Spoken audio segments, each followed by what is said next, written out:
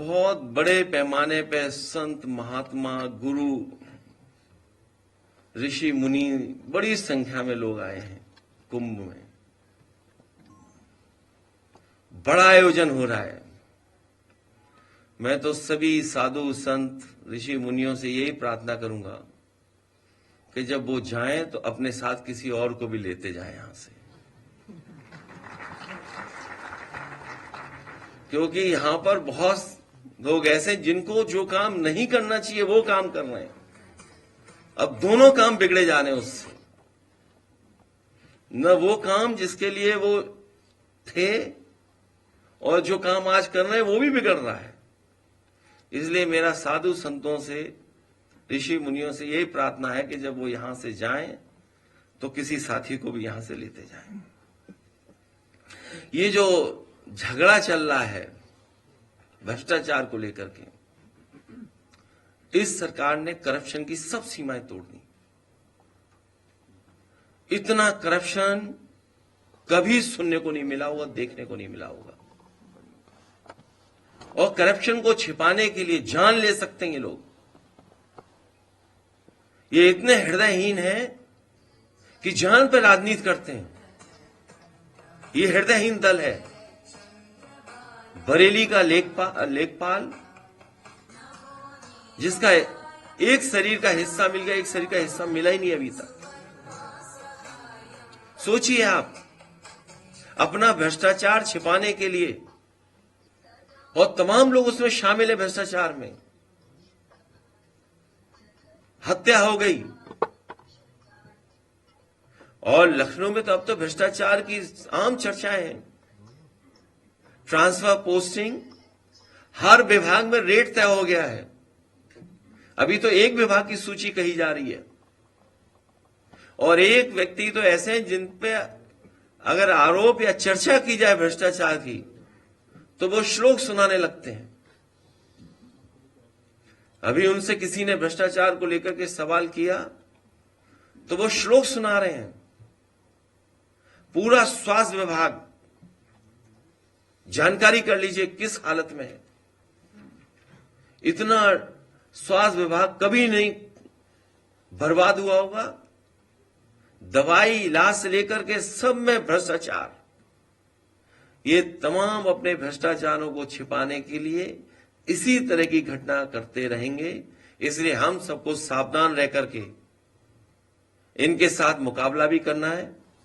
और हमारी मांग है ऐसे दोषी अधिकारियों के खिलाफ कार्रवाई हो, कानूनी कार्रवाई हो।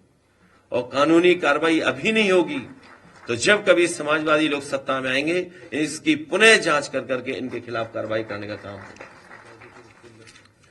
ऐसी बहुत सारी घटनाएं हैं, जैसे गाजीपुर में गंगा किन्नर की जो हत्या हुई है, और जीरो टॉलरेंस का जो नारा देते थे।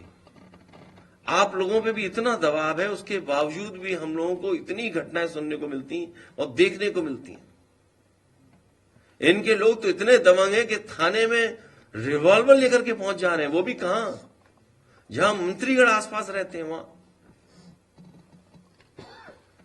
और अधिकारी तो अपनी मनमर्जी कर रहे हैं और अन्याय की सब सीमाएं लांघ चुके हैं।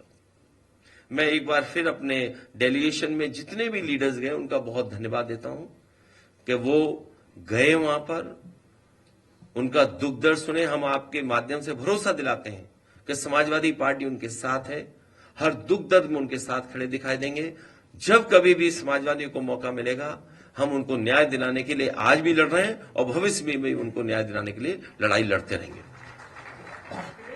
अखिलेश जी, ये जो बीजेपी के विधायक चिल्ला के कह रहे हैं कि 50,000 गाय पर डे कट रही है, पर डे बता रहे हैं 50,000 विधायक बता रहे हैं कि पर डे कट रही है, और भ्रष्टाचार हो रहा है जबरदस्त, अधिकारी उसका पैसा खा रहे हैं। इसके बारे में आपका क्या?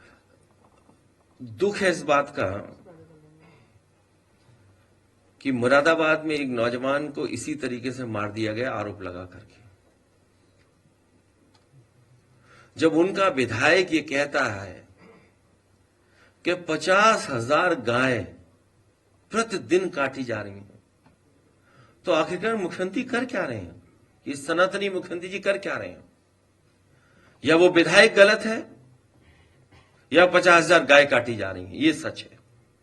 और विधायक तो यहां तक कह रहे हैं कि ये भाजपा की सरकार न होती या मुख्यमंत्री न होते तो वो मुख्यमंत्री आवास में घुस जाते। उन्हें शायद ये नहीं पता है कि आज जो मुख्यमंत्री हैं वो भाजपा के सदस्य नहीं हैं, इसलिए देर क्यों कर रहे हो?